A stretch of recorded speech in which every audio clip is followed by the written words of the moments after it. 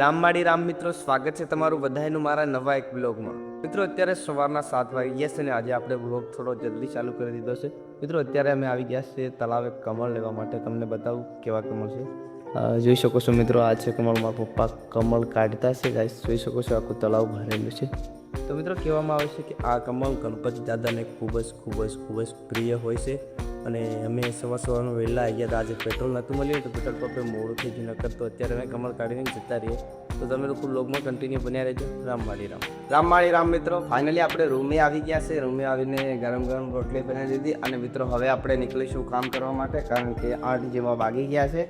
અને મારી સેતુ ને તેના અમે બેઠા છે. સેતુ, તમે લોકો બ્લોગમાં કન્ટિન્યુ બન્યા રહેજો. અને આપણી યુટ્યુબ ચેનલ પર અથવા આપણા ફેસબુક પેજ પર નવા આવ્યા તો ફોલો કરી દેજો. જય માતાજી, જય કુકારમેલજીમાં. મિત્રો અત્યારે આપણે આવી ગયા છે તળાવે કામ કરવા માટે. હું એ સેતુ આગળ જઈએ છીએ અને શ્વેતાના મમ્મી અને પપ્પા પાછળ આવતા છે. ગાઈસ જોઈ શકો છો મિત્રો, આ છે તળાવ અને આ છે કંઈક આંબાની આવી વાડી. અને હું સેતુ જઈ રહ્યા છે તળાવે કામ કરવા માટે. અત્યારે મિત્રો વાગી ગયા છે 9 જેવા.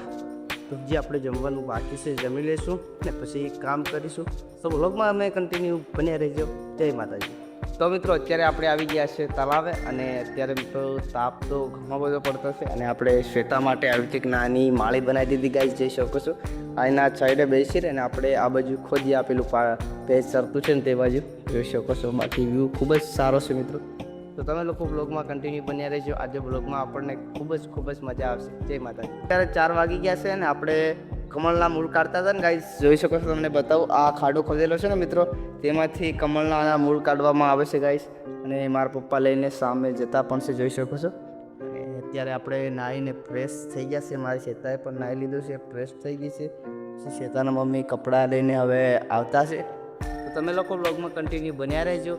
હવે આપણે જઈશું મિત્રો રૂમે જઈને પછી ચેતને માલ આપવા જઈશું. આ કમળના મૂળ હોય ને ગાઈસ, તે આપવા જઈશું. તો બ્લોગમાં કન્ટિન્યુ બન્યા રહેજો. જય માતાજી. અત્યારે આપણે આવી ગયા છે રૂમ પર અને હાલ મિત્રો વાગી રહ્યા છે 5:30 જેવા. અને આપણે શ્વેતાને જો મિત્રો, જો પાણીમાં વેફર બોળીને ખાય છે, બેઠા છે. અને બહારનો તમને વ્યૂ બતાવું મિત્રો. અત્યારે છે ને મિત્રો ઠંડી હવા આવી રહી છે, જોઈ શકો છો ગાઈસ. આવી રીતનો કંઈક આપણું નાનકડો અહીંયા રૂમ છે. તો મિત્રો આજનો બ્લોગ આપણે અહીંયા જ પૂરો કર્યો. કેવું લાગ્યું કોમેન્ટમાં જરૂરથી જણાવજો. અને આપણા ફેસબુક પેજ પર અથવા યુટ્યુબ ચેનલ પર નવા આવ્યા હોય તો ફોલો કરી દેજો. ફરી મળીશું નવા બ્લોગમાં. ત્યાં સુધી જય માતાજી, જય કુકાર મેલડીમાં, રામવાડી.